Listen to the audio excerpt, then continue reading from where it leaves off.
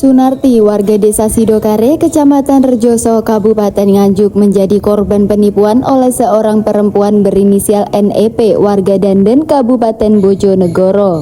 Pelaku menjanjikan dapat membantu memasukkan anak Sunarti menjadi pegawai negeri sipil atau PNS di lingkungan pemerintah daerah, namun ternyata hanya tipu muslihat yang mengakibatkan korban merugi hingga 1,5 miliar.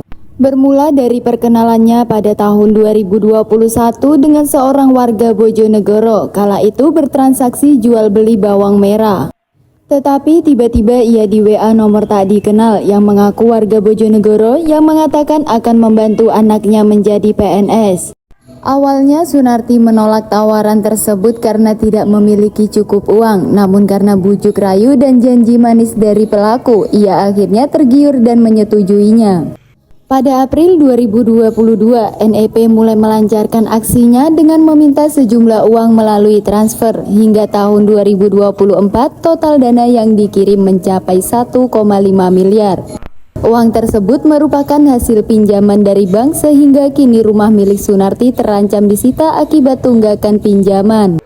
Sunarti mengaku telah 4 kali mendatangi rumah pelaku di Bojonegoro, namun tak pernah berhasil bertemu. Hanya orang tua pelaku yang ditemuinya di rumah tersebut, sementara NEP tidak pernah muncul. Apakah benar Ibu tertipu oleh seseorang asal Bojonegoro, Bu?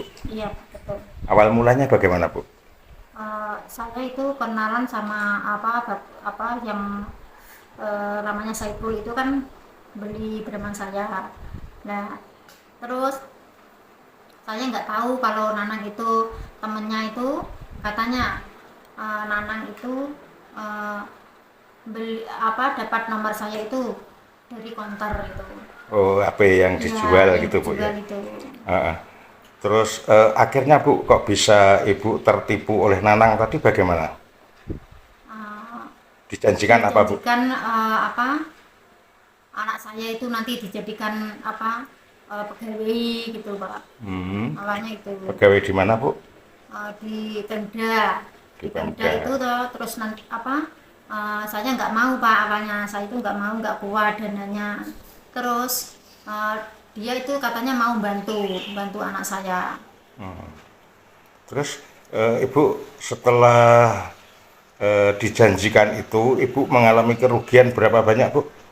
1,5. Itu tunai atau bagaimana, Bu?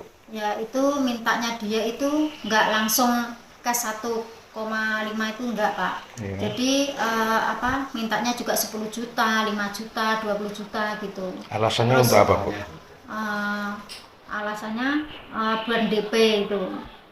Untuk menyelesaikan permasalahan yang dialaminya, Sunarti akhirnya meminta bantuan penasihat hukum dengan membawa bukti transfer dari berbagai bank di Nganjuk. Total kerugian yang dialami mencapai 1,5 miliar. Farid, kuasa hukum, akan mendampingi pelaporan ke Polda Jatim. Ia akan laporkan pidana juga gugatan perdata. Kami dari kantor hukum Dr. Jatmiko, kami ditunjuk sebagai kuasa hukum dan penasihat hukum terkait atas dugaan tindak pidana penipuan dengan modus memasukkan ke perangkat desa dan juga aparatur sipil negara, Bapak.